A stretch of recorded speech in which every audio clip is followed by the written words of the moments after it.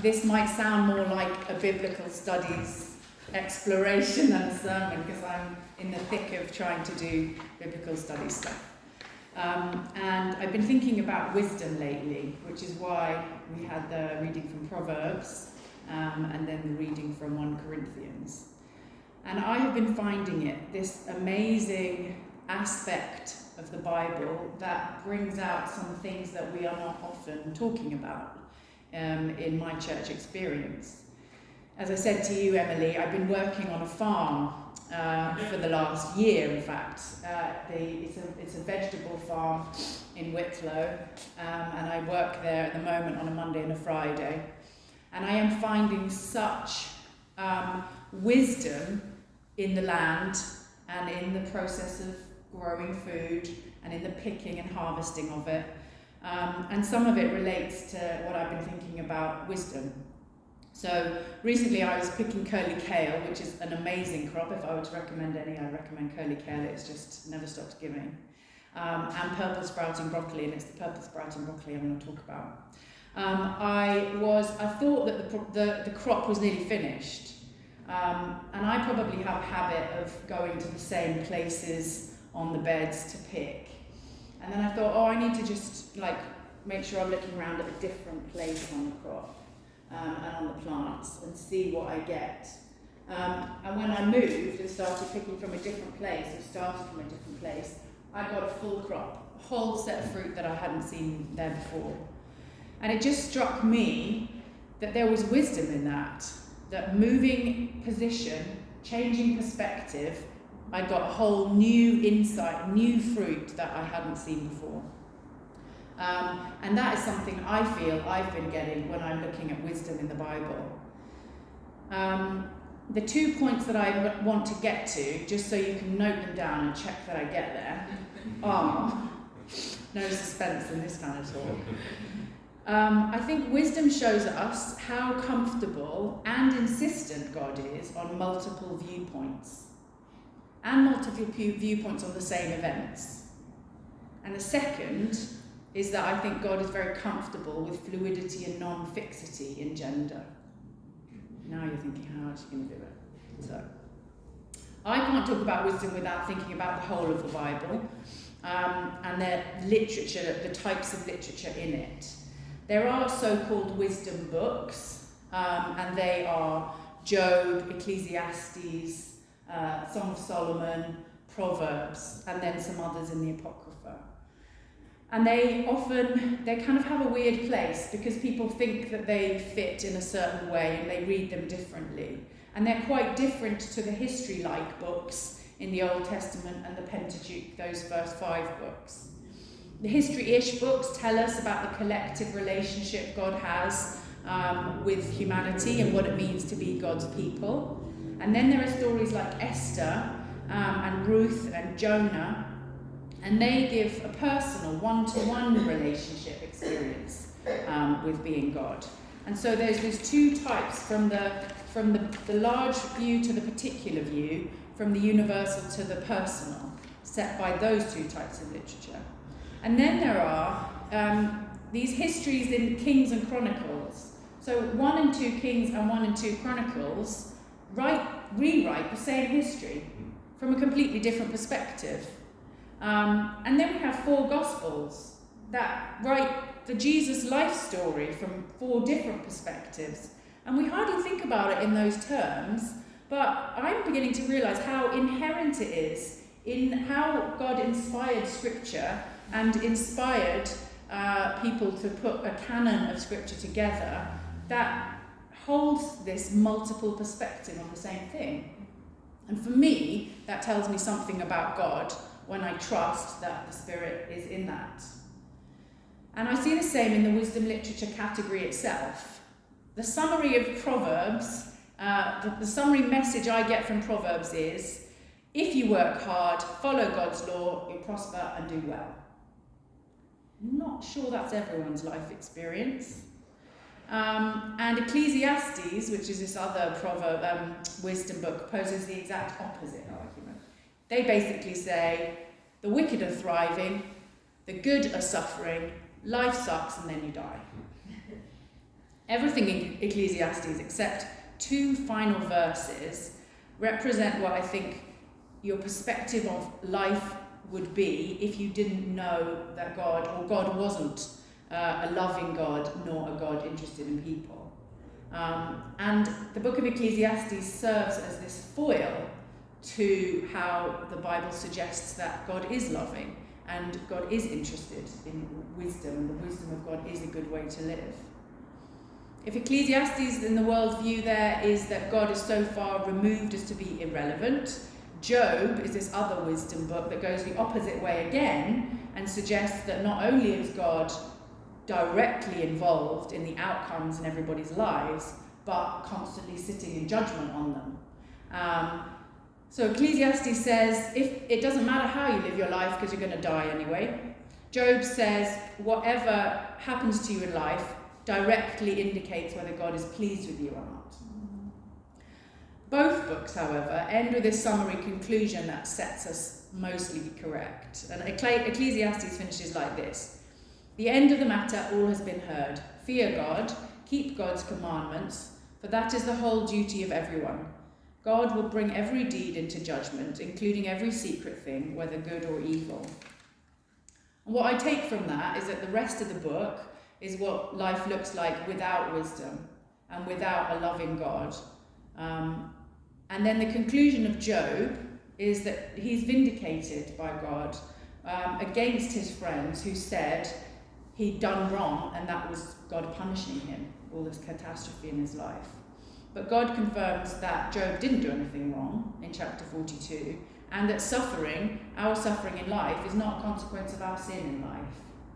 In this long dialogue with Job and his friends and God, what we are receiving is that what happens in life is not always because God wills it that way.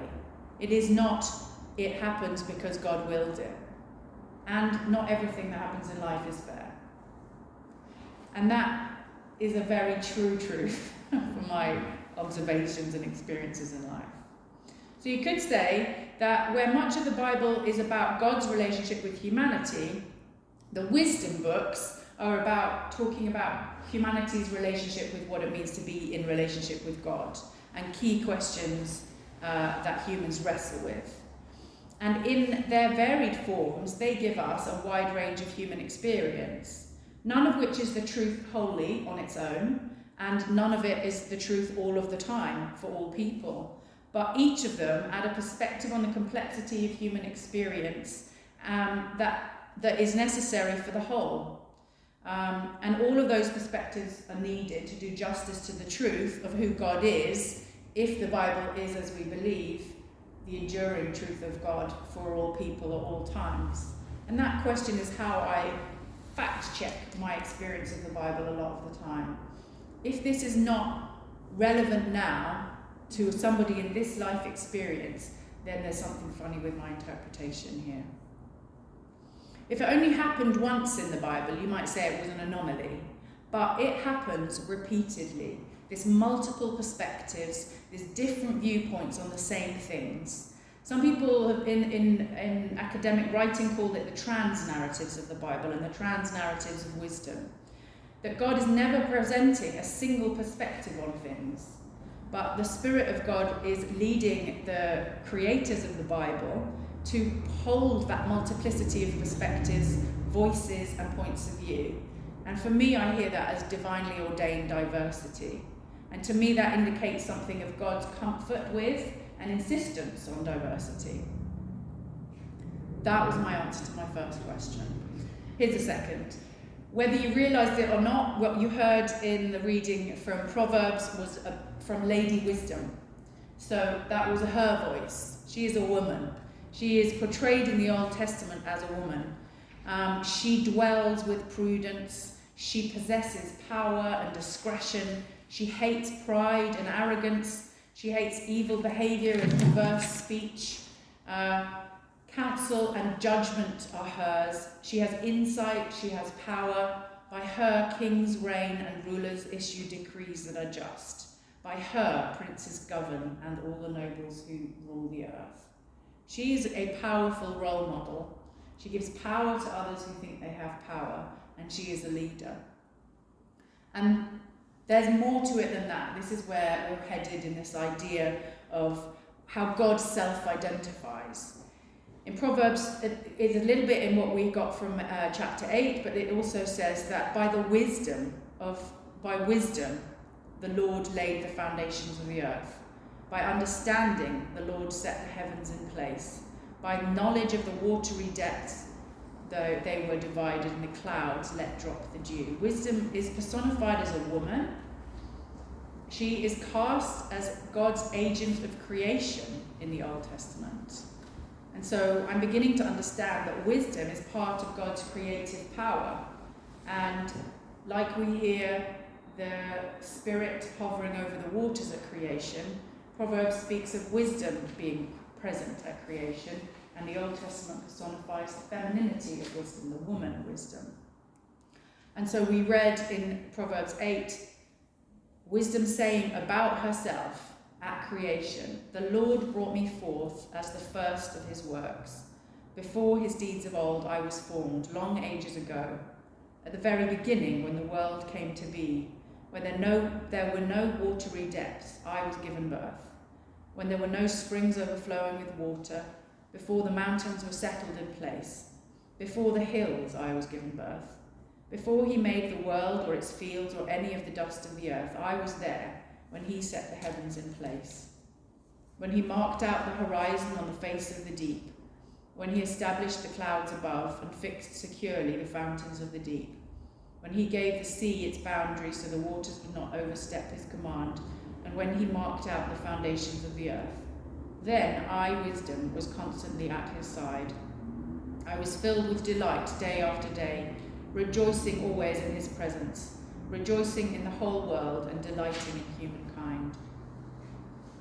So although we really don't refer to it very regularly, I'm hearing that woman wisdom is part of God, part of God's presence in the world from the very beginning, which is how we have come to understand who Jesus and as the Christ is as well. Wisdom refers to humans as her children, like God. She's the giver of life, like God. She was the means by which God created the earth and was amongst God's first accompaniers.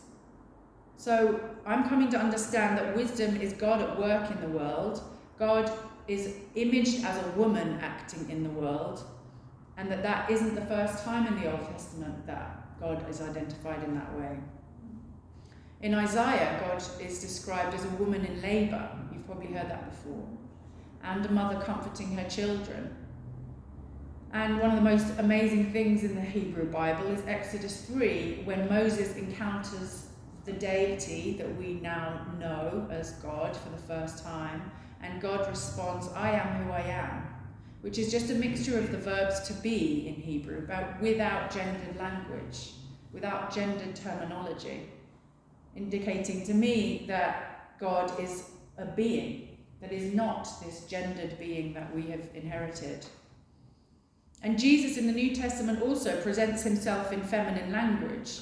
In Matthew, Jesus stands over Jerusalem and weeps, saying, Jerusalem, Jerusalem, you who kill the prophets and stone those who sent you. How often have I longed to gather your children together as a hen gathers her chicks under her wings, and you were not willing. You've probably heard that before too. So woman wisdom, her words, her actions and identity have this correspondence with who Jesus is. As divine, I see Jesus as beyond the categories of male and female. Jesus can be affirmed as biologically male, but doesn't conform to sociocultural, political, patriarchally male gender types of his context. And I think what I'm hearing is that the writers of the Bible, inspired by the Spirit of God, are very happy to affirm that in various ways. As with many areas of life, he doesn't sit with fixed gender roles or identities, but happily mixes it up. And that the Spirit has guided even writers like Paul to recognize this too, consciously or otherwise. And Paul consolidates it when he talks about Christ as the wisdom and power of God.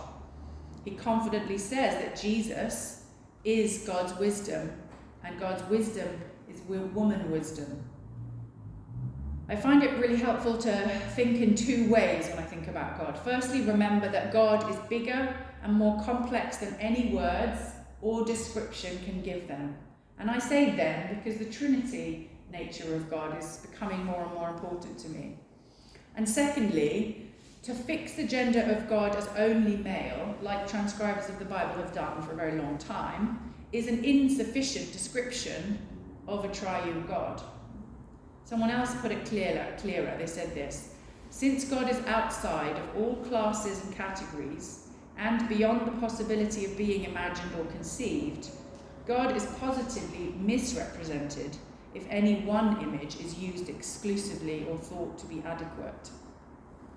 So to fix the gender of God is an insufficient description of the triune God.